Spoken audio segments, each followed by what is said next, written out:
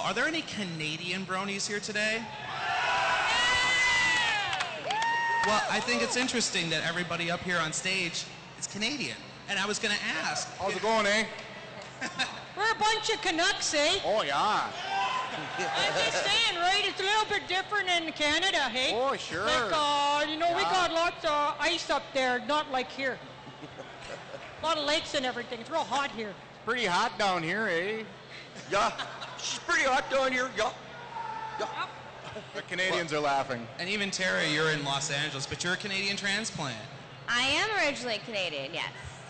Well, and so I just wanted to ask, what is it about Canada? Why is there so much voice acting talent, centered right around that Vancouver area? I find in general it's just 20% cooler when you get further north.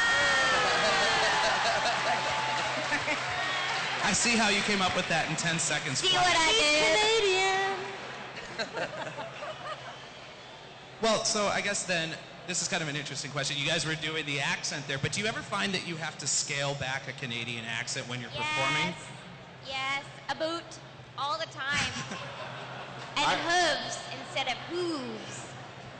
I find that I don't. Andrea, can I ask you what a Canadian Fluttershy might sound like? Oh, eh, yay, eh.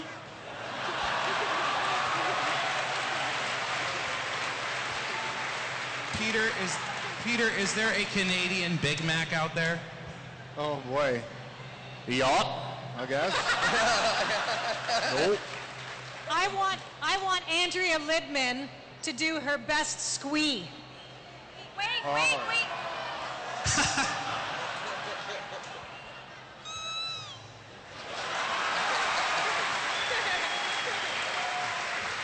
Nicole, I'm told that some people here have aspirin, so if you need it at some point, I know you've mentioned in interviews that sometimes you need to take some when you're... I'm sorry, Nicole. It's all right. I'll let it go this time. Really loud. I think Stephen Magnet would just say, "Holy crap, somebody took off half my mustache, eh?" Just purple cloud just whisked in, just shaved it right off and everything, huh? Yeah. Going away. You don't know how to wear a mustache like me. And I have to tell you, this is what it's like in a record session. No word of a lie. It takes more than 4 hours because sometimes we get distracted and we get off the script a bit. A lot of fun. We have too much fun. Yeah. Are those recordings somewhere, and can they be purchased? No. Oh, had to ask.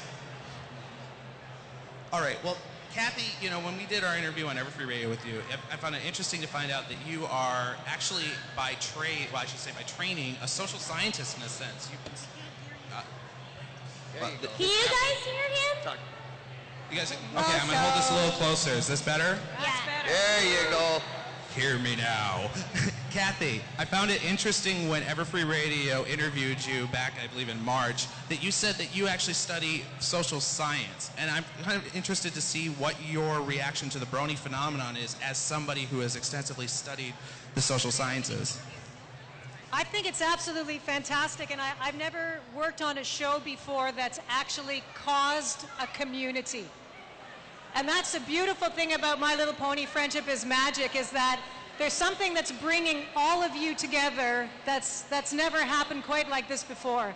And I think it's a combination of the love, the friendship, the kindness, the goodness. It's a visceral thing where you can't even really have a reasoning to it. It just sort of brings everybody together through the heart. And I think that the show is a mixture of excellence in writing, performance, animation, the storylines, everything. And I think that's what's bringing it together. I've never seen anything create community like this as My Little Pony Friendship is Magic. And it's fantastic to see, and we're thrilled about it. So you guys are a phenomenon. You're a phenomenon. And I would say that this entire span of thousands and the people online right now are a result of really what the internet's been able to do. And I wanted to mention, Tara, and really kind of laud you for what you've been doing to use your presence on Twitter for charity. And I know there are other, actors on stage here who've been doing that as well, but I just wanted to quick do a shout out for Kiki's charity. Thank you. Please help Kiki. She's a really dear friend of mine. Their family are just the loveliest people, and the major medical community sort of gave up on her, which is why her dad's seeking alternative treatment and why every little penny really helps her. And they send me updates all the time. He calls me all the time, and he's Israeli, so sometimes he's like, thank you for your friendship and everything, but he'll say it like really weird. I'm like, okay, I know what he means, but he is so grateful to all of you too. So really, thank you. I know this little girl personally, so for me, thank you so much for that. Well, and I should say too that if you need to find it, the link for Kiki's charity drive is on EverFree Radio's front page, and it's on the right. You can click there. All right, so a more fun question. Basically, Peter and Nicole, in season 2, you had a certain episode called Hearts and Hooves Day. Don't remember. You don't remember that one? Yes, I do. Oh, you do? Okay. I wanted to know how long the recording session for the schmoopy whoopy doopy scene went.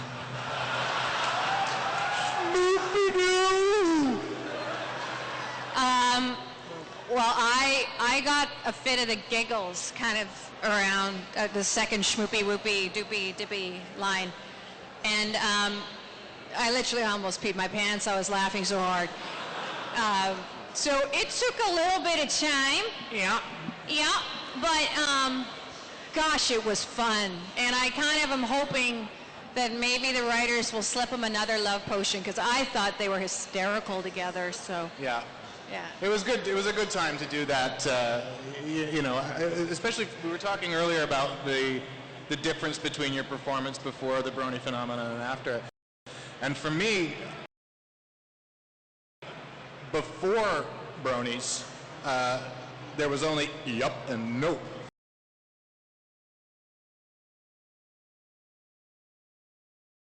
And then after, suddenly I got mad, I fall in love, and all these other things. And so for me, there was a bit of pressure to be better, to be good, to service the role in a way. And so, I don't remember where I was going now, but I would want more schmoopy-doos, because it was really fun to do. And, and once we got into the studio, it was a party, basically.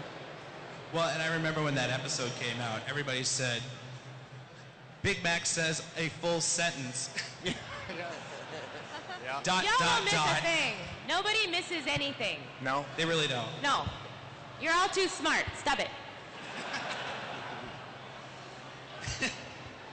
Well, and so I have a quick question for you, Tara, and that is, you are involved in a certain BronyCon documentary, which I think a lot of us have seen some of these guys running around. Smile for the camera, Brony.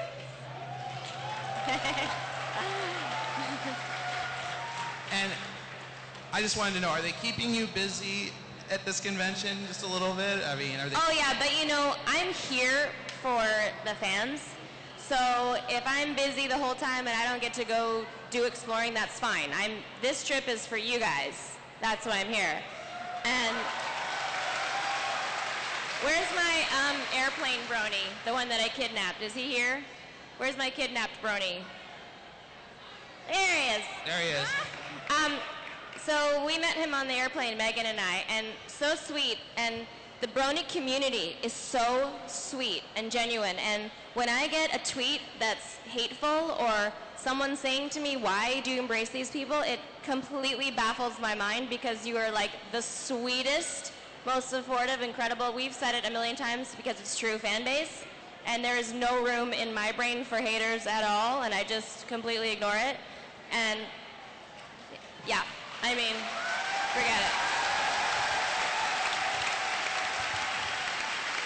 And my hope with the documentary is that the world gets you, because I get you, we all get each other, And for the world to see how amazing and supportive and lovely you all are is my goal for this documentary, so that you can say to anyone, I'm a brony. I watch My Little Pony. That's my goal. Well, Tara, just recently, a couple of the people on this panel have joined Twitter, and I just wanted to know if you had any words of advice for the new VAs on Twitter, like Kathy there. And I'd heard that Lauren Faust finally started Yes, a Twitter I got account. it yesterday! And I checked last night, it was at least 4,000. I'm sure it's double that now. I like being the Twitter Twilight Licious coach. It's fun. I would say the best advice is to have fun. Like Twilight Licious was, this is fun. I'm just going to tweet this. Hang Go on. ahead, tweet it. I think it's fun to sort of not give spoilers, ladies. No spoilers. But give fun insight to how we do things and how our day's going, and fun little pictures. And I mean, as y'all know, I like doing a lot of naked pictures of myself. And just have fun, because Twitter is for everybody to get, to communicate with people that love them, and what's more fun than that? Well, and I just see those naked pictures as you embrace. There's a lot of naked pictures of me on Twitter. I see it as you embracing your characters. Yes, I'm embracing my nakedness. Let's all tweet. Everybody tweet their naked plot ideas. I have a crazy idea.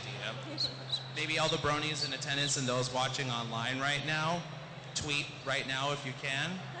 Be kind of interesting. Maybe trend something. Twilight Licious, hashtag. Trend Twilight Licious. Give it a shot. Yeah, Spike-alicious, Pinkie Pie-alicious. That can come later. Cheerlicious. I'm getting I think that maybe sometimes, like Twilight, I could use a saddle, because, I don't know. What? Really, sometimes I don't think so, No, Spike. seriously, because sometimes No, you're in a big timeout. Put that on Twitter. Spike is in a big timeout. Yeah, Big. whatever. Well, I know who could resolve this issue. Princess Celestia, do you have anything to say on this? That's right. Oh, how much time do we have? About their Twitter beef? Well, could you ever see a day, actually, Nicole, could you ever see a day where there would be a Celestialicious out there? Well, come on, look at me, of course. You should all write it for her. I've been tweeting, and it's addictive. It's fun. What do you mean? Clock is ticking. You need to do the next tweet. So I have I'm tired. 5. All right, honey, calm down.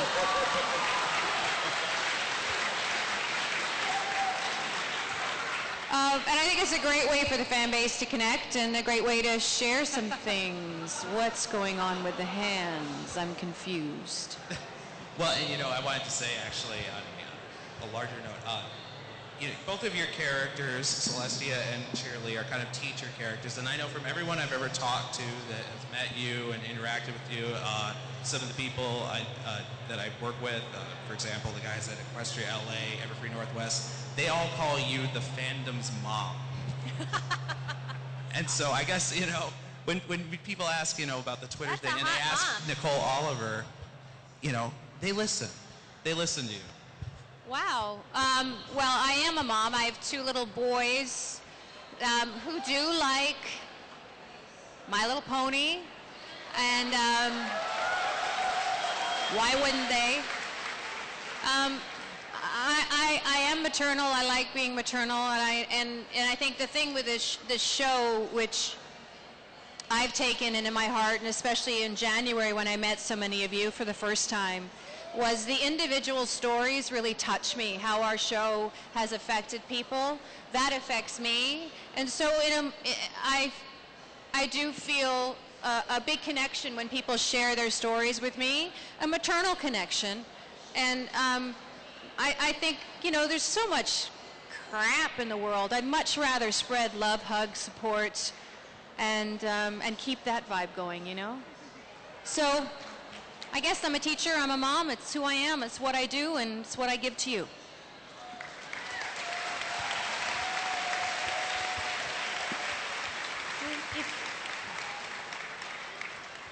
if you're a mom and stuff like that, I was just wondering if you had some gemstones, because I'm getting hungry. No, I only have goldfish in my purse, Spike.